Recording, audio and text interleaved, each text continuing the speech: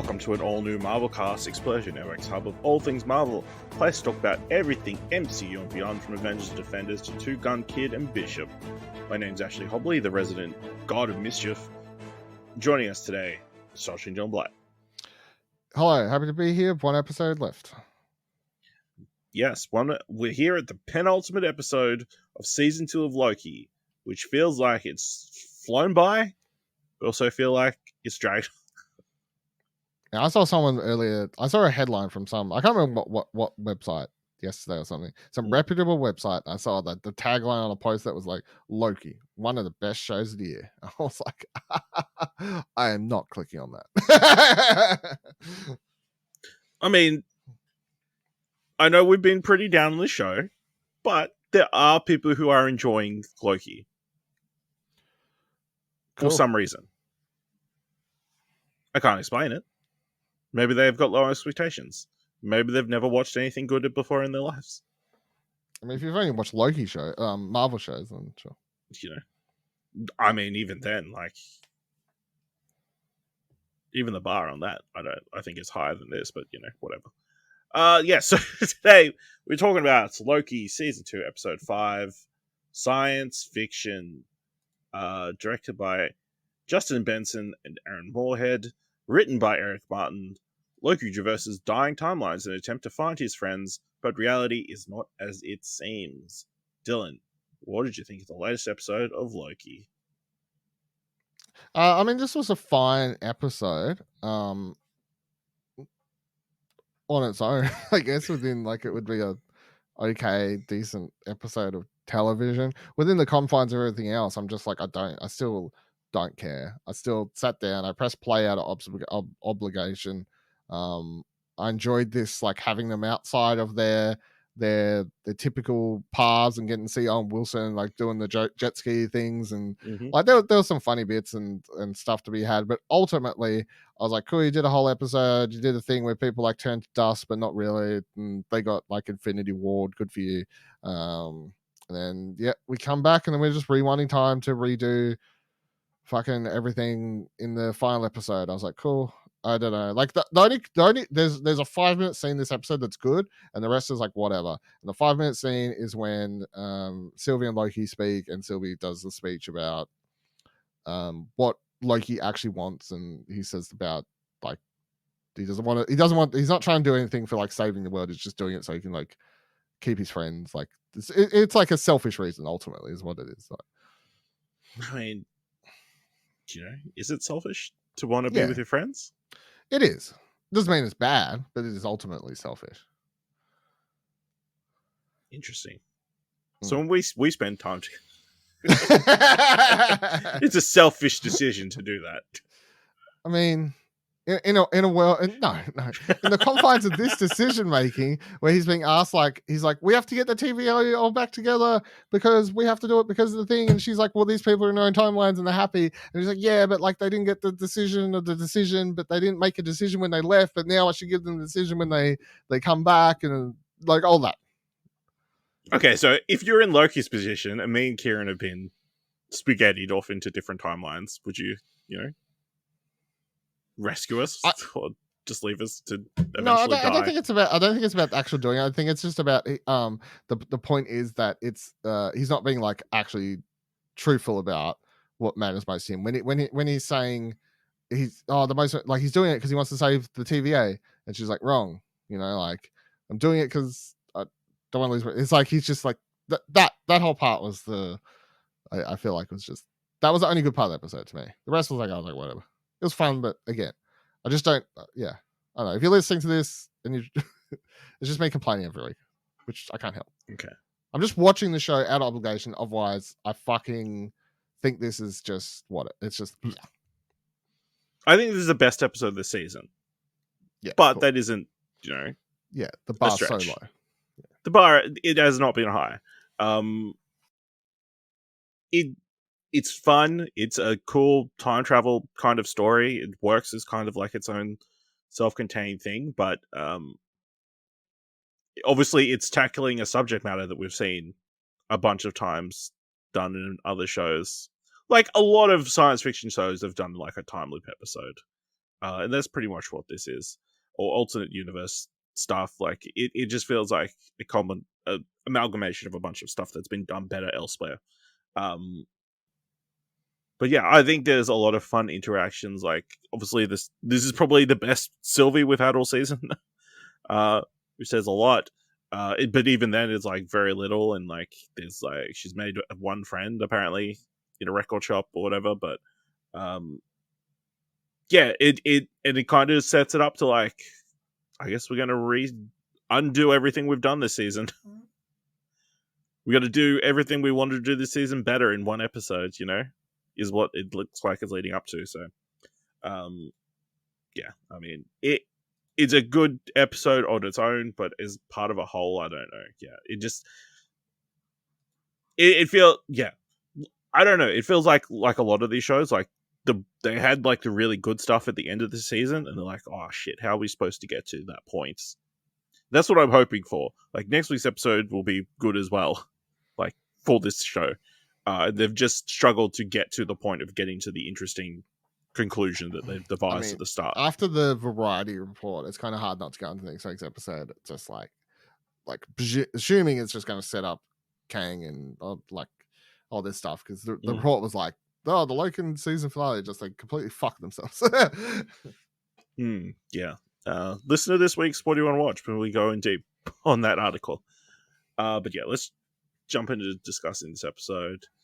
So what happened? Loki wakes up from the temporal loom explosion, discovering that everyone has disappeared. He walks through the empty TVA headquarters and begins time slipping again, which he is unhappy about. He briefly finds a man reading a TVA manual, but time slips before he can approach him, and later realizes that the man is actually a version of himself from slightly forward in the future. The TVA begins to disintegrate into strings of time as the organization's failsafe mode is initiated. I will say, I do enjoy the string visual. It's a cool idea of everything kind of unraveling.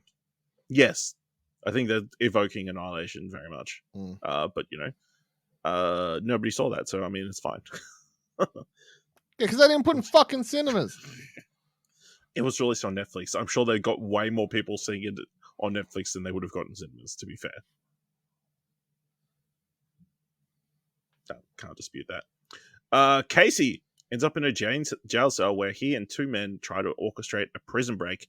The prison is in a branch timeline at Alcatraz in 1962 San Francisco. Loki finds Casey, but he doesn't recognize him and goes by Frank. They begin to escape in a boat, and Loki time slips away anyway. Loki continues to time slip to McDonald's, finally got some more product placement, to a jet ski store, and to the TVA's Time Theater. Hunter B-15 is in a branch timeline in a hospital in 2012 New York, tending to a girl who needs a cast on her arm. Loki time slips in and out of the scene quickly. Mobius, aka Don, is in a branch timeline where he is a jet ski store operator in 2022 Cleveland, Ohio. He tries and fails to sell a jet ski to a customer. Loki time slips into the store and talks to Don, who doesn't recognize him. I do enjoy that at least they did bring the whole jet ski thing in, Yeah, but it also makes a lot of the other ones like OBs less fun. Well, OBs just make sense as well. But the other characters, they just feel like such random like things for them, Like, why is she a doctor? Why is he escaping Alcatraz? Like I just feel like the other ones just thematically kind of because at least doesn't that help with the randomness of the variants that they were in? Oh, I know, but it just sort of like great thematically. No, but it's just like it's one of those things. Like a couple of the characters get things that link back to other stuff or make a lot of sense. OB's not some random, like completely unrelated thing either. They still made sure his character was very similar to his variant self. So, yeah. So speaking of OB, in 1994 Pasadena, OB, also known as AD Young, tries and fails to sell his own book at a bookstore. He tries and fails to buy his own book at a bookstore. Yeah, flaunted by the fact his book was not actually in the system. Didn't think that through. Could write in-depth science fiction. Couldn't think that slight flaw in that plan. Super sad. Very depressing. He returns home to an office that looks a lot like his office in the TVA, and Loki time slips into him and immediately believes his story. Obi argues that Loki could theoretically be able to control his time slipping and end up back at the TVA because the ability already seems to be evolving better. Loki argues that the TVA is the last defense to stop Kang and what's coming, and Obi says the mission to save the TVA should be something Loki can control.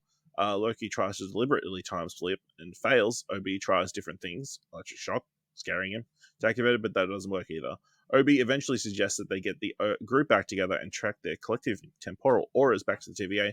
The only problem is that Obi doesn't think he can build a temp pad from scratch, but Loki is able to give him the TVA manual to help, only to time slip again. I feel like this just is more showcasing that Kehu Quan is the best part of this show this season by a mile. He's the most fun. Just his delivery in this scene. Yeah, but it also completely fucked Sylvie.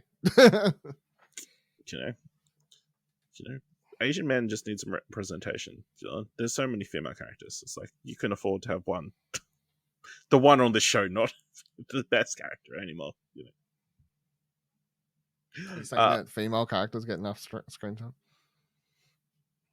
She had a whole one first season. You know. What else do you want me to say? Yeah, but a few other things here are interesting. Like they talked about science fiction and like his powers not necessarily being sciencey, but more the fiction and like the why he's able to still time slip despite there being no time in which to slip. These are interesting ideas that obviously they're not going to follow through on, but it was a fun scene to hear them talk about big ideas, I guess. At the very least. Something this show hasn't had much of. Big ideas. Loki ends up outside of Mobius/Don's house where he's trying to rein in his two kids, Kevin and Sean. Loki approaches and Don decides to sell him one of his personal jet skis because it doesn't need to after the death of his wife. Loki starts telling Don about Mobius's real life and he is initially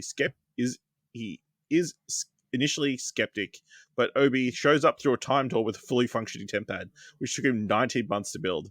Don worries about leaving his kid behind, but eventually agrees to go with Loki.